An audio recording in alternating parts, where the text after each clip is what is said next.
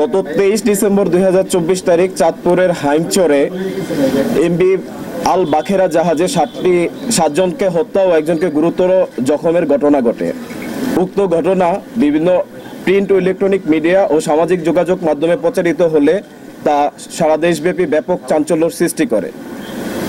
পরবর্তীতে উক্ত ঘটনায় জাহাজের মালিক বাদী হয়ে 24 ডিসেম্বর তারিখে একটি হত্যা মামলা দায়ের করেন। এই হত্যাকাণ্ডে জড়িত ব্যক্তিদের শনাক্ত ও গ্রেফতারে র্যাবের তৎপরতা বৃদ্ধি করা হয়। এরই ধারাবাহিকতায় গত 24 ডিসেম্বর তারিখে বাগেরহাট জেলায় রাতে অভিযান পরিচালনা করে এই নৃশংস হত্যাকাণ্ডে সম্পৃক্ত আকাশ মণ্ডল ওরফে ইরফান নামক একজন ব্যক্তিকে গ্রেফতার করা হয়। গ্রেফতারের সময় গ্রেফতারকৃত আসামির নিকট হতে একটি ব্যাগ, একটি হ্যান্ড গ্লাভস, আসামির 2টি মোবাইল ফোন, ভিকটিমদের 5টি মোবাইল ফোন সহ সর্বমোট 7টি মোবাইল ফোন, চেতনানাশক ওষুধের পাতা এবং নীল রঙের একটি জিন্স প্যান্ট যেখানে বিভিন্ন জায়গায় রক্ত মাখানো ছিল তা উদ্ধার করা হয়। প্রাথমিক জিজ্ঞাসাবাদে গ্রেফতারকৃত আসামি জানায় সে গত 8 মাস যাবৎ এই জাহাজে কর্মরত রয়েছে। জাহাজের মাস্টার কর্মচারীদেরকে বেতন ভাতা ও বিভিন্ন সুযোগ সুবিধা প্রদান থেকে বিভিন্ন সময় বিরত থাকে এবং সুযোগ সুবিধা প্রদান না করে বিভিন্ন সময়ে নর্মাল বিষয়ে তাদেরকে অতিরিক্ত রাগারাগি করে। এই ঘটনায় সম্পৃক্ত আকাশ মণ্ডল ক্ষুব্ধ হয় এবং এই জাহাজে কর্মরত অন্যান্য সদস্যদের সাথে বিষয়টি আলোচনা করে। তবে আসামির দেয়া তথ্য মতে এই জাহাজে কর্মরত অন্যান্য যে কোনো সদস্য যখন কোনো রকম তাদের অধিকার নিয়ে কথা বলতে চায় তাদেরকে কোনো ধরনের বিচার বিবেচনা না করেই জাহাজ থেকে বিতাড়িত করা হয়, এমনকি তাদের বেতন ভাতাও প্রদান করা হয় না, যার কারণে জাহাজে কর্মরত অন্যান্য সদস্যরা তার সাথে একমত পোষণ করে এই অন্যায়ের প্রতিবাদ করত না। এমত অবস্থায় গ্রেফতারকৃত আকাশ মণ্ডলের মধ্যে ক্ষোভের সৃষ্টি হয় এবং এই ক্ষোভ থেকেই সে পরিকল্পনা করে তার এই মাস্টারকে উচিত শিক্ষা দিবে। এই পরিকল্পনার অংশ হিসেবেই আনুমানিক গত 18 ডিসেম্বর তারিখে তিনি 3টি পাতা ঘুমের ওষুধ ক্রয় করেন এবং নিজের হেফাজতে রেখে দেন। পরবর্তীতে 22 ডিসেম্বর তারিখে যখন এই জাহাজটি চট্টগ্রাম থেকে সিরাজগঞ্জের পথে রওনা হয় এবং চাঁদপুরের হাইমচর এলাকায় পৌঁছানোর পর জাহাজটি হাইমচরে নোঙর করা হয়।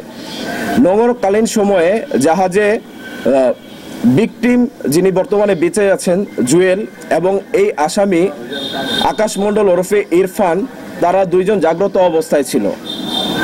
দুপুরে খাবার খাওয়া শেষ করে যখন এই জাহাজের বাবুর্চি রানা রাতের খাবার রান্না করে তখন রাতের খাবারের তরকারিতে এই গ্রেফতারকৃত আসামি সে আমাদেরকে জানায় সে নিজে রান্নাঘরে প্রবেশ করে এবং 3 পাতা ঘুমের ওষুধ ওই তরকারির সাথে মিশ্রিত করে। ঘুমের ওষুধ সেবনের ফলে ওষুধের সাথে এই খাবার সেবনের ফলে জাহাজের বাকি যে সদস্যরা ছিল তারা খাবার গ্রহণ করে এবং পরবর্তীতে নিজ নিজ কেবিনে শুয়ে পড়ে। আমাদের গ্রেফতারকৃত আসামি তিনি আমাদেরকে তার স্বীকারোক্তিতে বলেছেন এই সময়ে যখন কেবিনে সবাই শুয়ে পড়ে নোঙর করার পর সর্বশেষ যিনি বেঁচে আছেন ভিকটিম জুয়েল, সে রাত 2টার সময় খাবার গ্রহণ করেন এবং খাবার গ্রহণ শেষে সে তার কক্ষে ঘুমাতে যায়। এর পরবর্তীতে গ্রেফতারকৃত আকাশ ওরফে ইরফান এই তার পরিকল্পনা বাস্তবায়নের জন্য পায়চারি করতে থাকে এবং এক পর্যায়ে রাত আনুমানিক 3:30টার দিকে সে প্রথমে জাহাজের মাস্টারকে তার কেবিনের ভিতরে গিয়ে একটি চাইনিজ কুড়াল দিয়ে কুপিয়ে হত্যা করে। তার মূলত ক্ষোভ ছিল জাহাজের মাস্টারের ওপর, বা জাহাজের মাস্টারকে ডেট করার পর তার কাছে মনে হয় যে এই জাহাজে বাকি যে সদস্যরা আছে সে যদি এখন এখান থেকে পলায়ন করে তাহলে বাকি সদস্যদের দেওয়া তথ্য অনুযায়ী তাকে গ্রেফতার করা হবে। আইন শৃঙ্খলা বাহিনীর গ্রেফতার এড়াতে গ্রেফতারকৃত আকাশ ওরফে ইরফান বাকি সদস্যদের ক্রমান্বয়ে কুপিয়ে হত্যা করে। ভোর আনুমানিক 5:30টার দিকে যখন অন্যান্য নোঙর করা জাহাজগুলো তাদের গন্তব্যস্থলে ছেড়ে যায়, তখন এই গ্রেফতারকৃত আকাশ তার এই জাহাজটিকে চালিয়ে যাত্রা করে এবং 1 ঘন্টা জাহাজটিকে চালানোর পর হাইমচরে গিয়ে জাহাজটি আটকা পড়ে। পরবর্তীতে একটি মাঝির নৌকার দ্বারা সে চরে গিয়ে অবস্থান করে এবং সেইখান থেকে আত্মগোপনে চলে যাওয়ার উদ্দেশ্যে বাগেরহাটে গমন করে। গ্রেফতারকৃত আসামির বিরুদ্ধে পরবর্তী আইনানুগ ব্যবস্থা গ্রহণ প্রক্রিয়াধীন রয়েছে।